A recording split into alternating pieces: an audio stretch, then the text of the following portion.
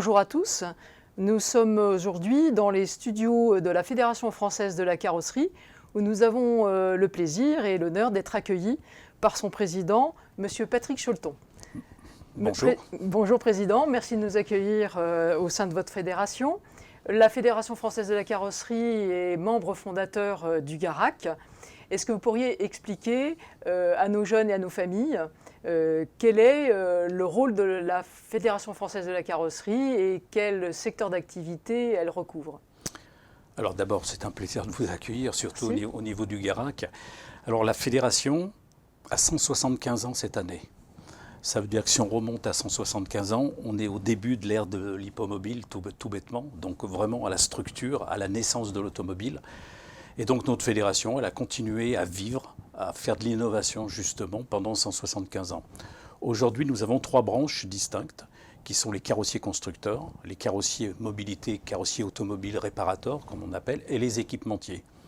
Et les équipementiers, dans cette branche-là, j'ai toujours voulu qu'il y ait 50% d'équipementiers dédiés aux véhicules industriels et 50% dédiés à l'automobile.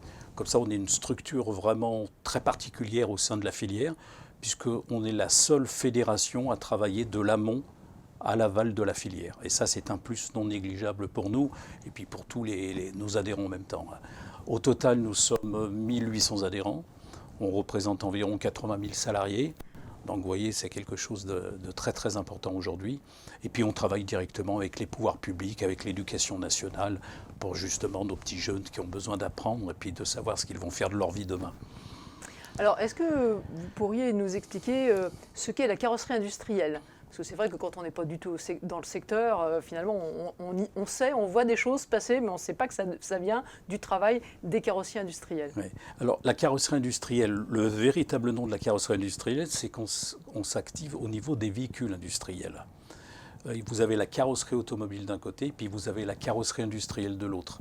La carrosserie industrielle, ce sont nos carrossiers à la fédération qui équipent des châssis faits par Renault Trucks, Volvo, Mercedes, DAF, toutes les grosses marques, on va dire, et qui viennent justement les équiper. Mais ça peut commencer du 3,5 tonnes, par exemple, des Vultes de Renault, de Mercedes également, et ainsi de suite. Donc la carrosserie industrielle, c'est l'habillage des véhicules faits par les constructeurs. Et la carrosserie automobile, chacun la connaît, hein, de toute façon, vous la connaissez très bien au GARAC également. Elle est vraiment pure au niveau de la voiture, celle-ci. Ce sont des entreprises de quelle taille en fait? Alors il y a toutes les tailles, on va partir, ça peut être des PME tout bêtement, jusqu'aux ETI. Il n'y a pas de très grosses entreprises aujourd'hui en France dans la carrosserie industrielle. On a de très belles entreprises, par exemple principalement dans tout ce qui est frigorifique. Ce sont les meilleures en Europe. Elles ont 200, 300, 500, 1000 personnes, on va dire. Et puis on a beaucoup de TPE, un petit peu comme dans la carrosserie automobile, où c'est 5, 6 personnes, une dizaine de personnes. Mais c'est ce qui fait en même temps la richesse du savoir-faire français, on va dire. On n'est pas dans les grandes manœuvres, on n'est pas dans les grandes séries comme en Allemagne, on est plutôt dans le savoir-faire et puis le sur-mesure en quelque sorte.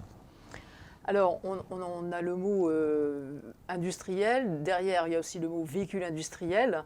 C'est un secteur qui est très, très lié au monde du véhicule industriel aussi.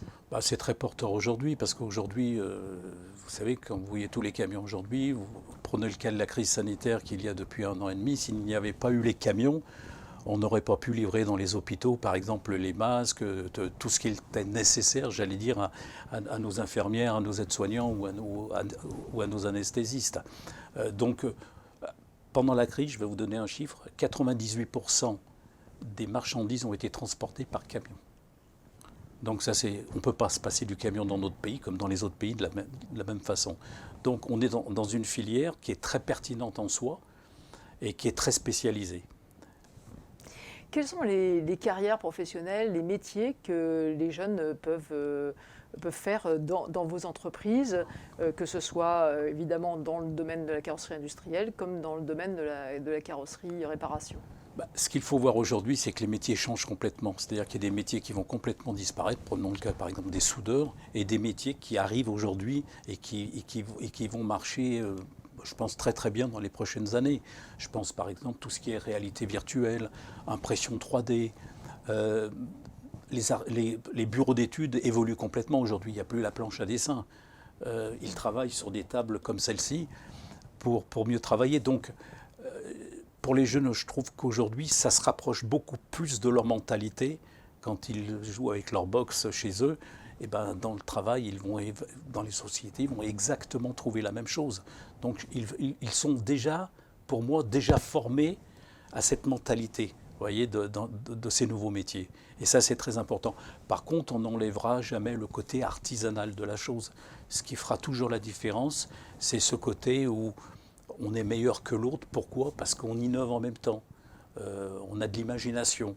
Dans l'automobile, par exemple, les couleurs, les peintures, tout ça se décline véritablement du mieux possible. Aujourd'hui, on crée toujours, tous les jours, des nouvelles peintures, des nouveaux teintes, des nouveaux coloris, pardon. Et ces jeunes ont une assise encore plus forte en technologie pour pouvoir les passer.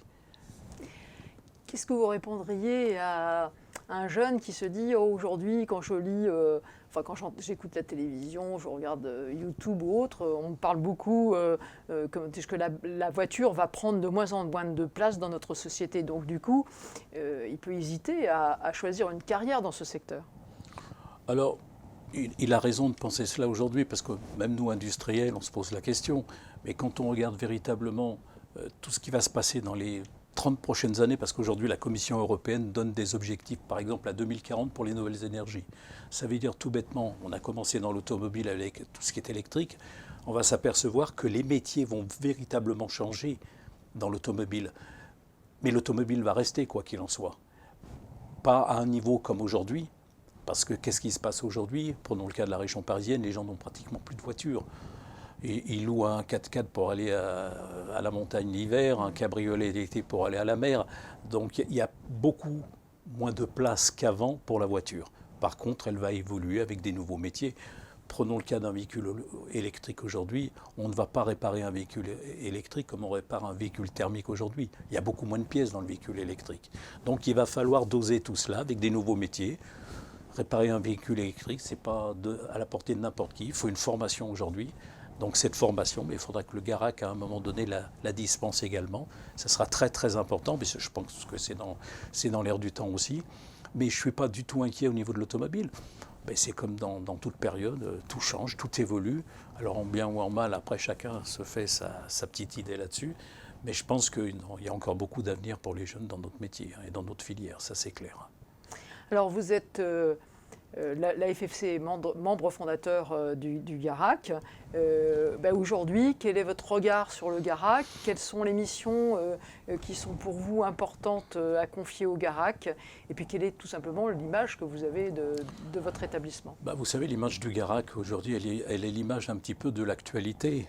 Ça va très très vite. Donc le Garac en même temps se développe très très vite, suit l'actualité. Et c'est ce qui fait la force du Garac aujourd'hui.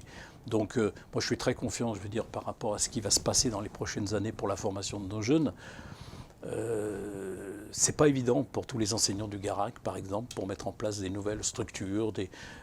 Je me mets à leur place, parler de ce que sera l'avenir.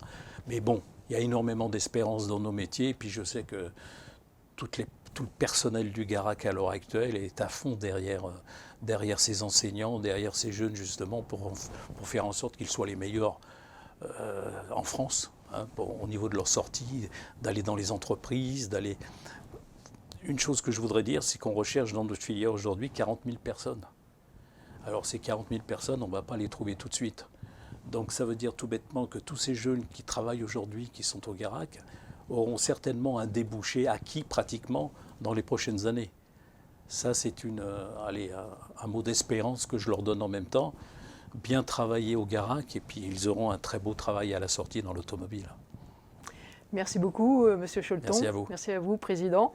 Et puis, si vous souhaitez plus d'informations sur les métiers de la carrosserie, en général, vous avez bien sûr le site du Garac, mais également celui de la Fédération française de la carrosserie.